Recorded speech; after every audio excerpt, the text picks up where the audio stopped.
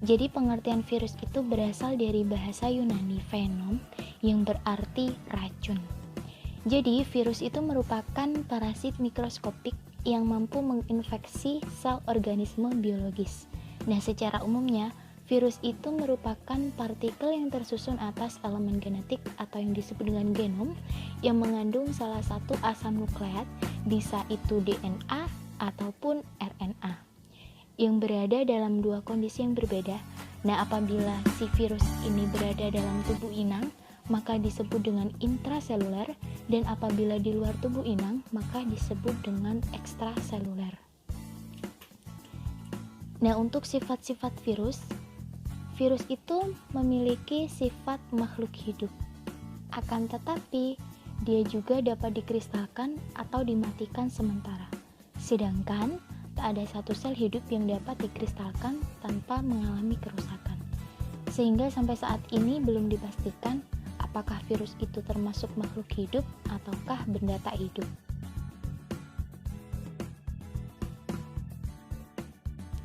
Adapun alasan virus disebut sebagai makhluk tak hidup antara lain. Yang pertama, virus bukan berupa sel atau aseluler. Jadi suatu benda dikatakan hidup jika terdiri atas sel. Nah, sedangkan virus tidak terdiri atas sel. Selain itu juga, virus tidak melakukan metabolisme dan sangat bergantung pada sel inangnya untuk tetap hidup. Yang kedua, virus hanya dapat memperbanyak diri dalam tubuh makhluk hidup. Virus dapat hidup dalam sel yang hidup atau bersifat parasit intraseluler obligat. Misalnya dapat dikembangbiakkan dalam embrio ayam yang masih hidup. Alasan yang ketiga, virus hanya tersusun atas asam nukleat, yaitu bisa DNA saja ataupun RNA saja. Yang keempat, virus dapat dikristalkan sehingga lebih menunjukkan ciri mineral daripada ciri kehidupan. Untuk materi yang ketiga yaitu struktur virus. Dalam struktur virus ini terdapat 3 bagian. Yang pertama ukuran virus, bentuk virus, dan susunan tubuh virus.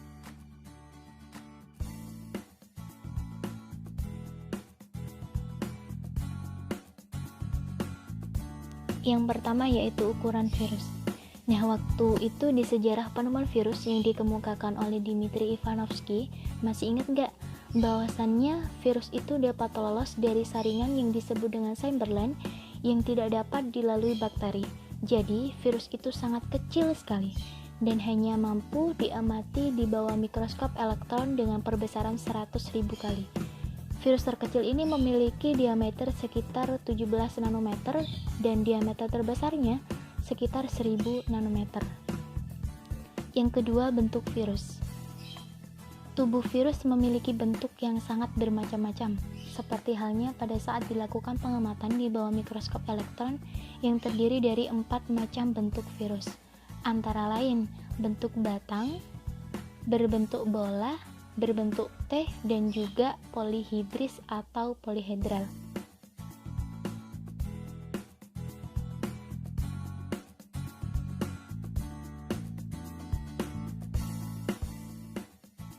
Jadi di sini ada beberapa contoh dari berbagai macam bentuk virus.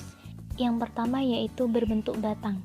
Misalnya pada tobacco mosaic virus atau virus yang menyerang tanaman tembakau. Bisa dilihat gambar di samping, ini merupakan bagian-bagian dari tobacco mosaic virus.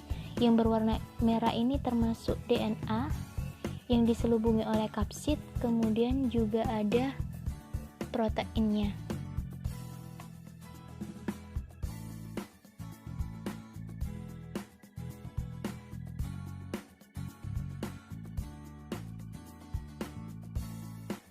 Bentuk virus yang kedua yaitu berbentuk bola, misalnya pada virus influenza dan juga HIV. Nah, gambar yang di atas ini merupakan contoh dari virus influenza, sedangkan yang di bawah ini merupakan virus HIV.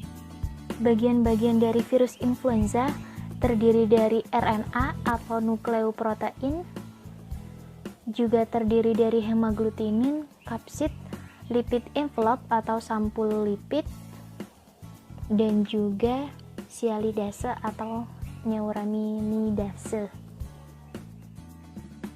Sedangkan untuk virus HIV ini terdiri dari RNA juga, ada sampul protein, dan juga matriks protein, membran lipid, kapsul protein, dan lain sebagainya. Untuk bentuk yang ketiga, yaitu berbentuk T, misalnya pada bakteriofag. Nah, bisa dilihat gambar di samping. Terus contoh yang keempat, yaitu berbentuk polihedral. Ini misalnya pada virus adenovirus. Untuk bagian-bagiannya bisa dilihat gambar di samping. Nah, yang terakhir yaitu susunan tubuh virus. Nah, susunan tubuh virus ini terdiri dari kepala, leher, dan juga ekor. Fungsi dari masing-masing bagian tersebut, yang pertama, kepala. Di bagian kepala ini berbentuk polihedral yang berisi asam nukleat. Nah, pada bakteriofag, asam nukleatnya berupa DNA. Asam nukleat tersebut berfungsi untuk mengendalikan aktivitas replikasi virus. Pada bagian kepala ini berisi asam nukleat yang diselubungi oleh protein yang disebut dengan kapsid.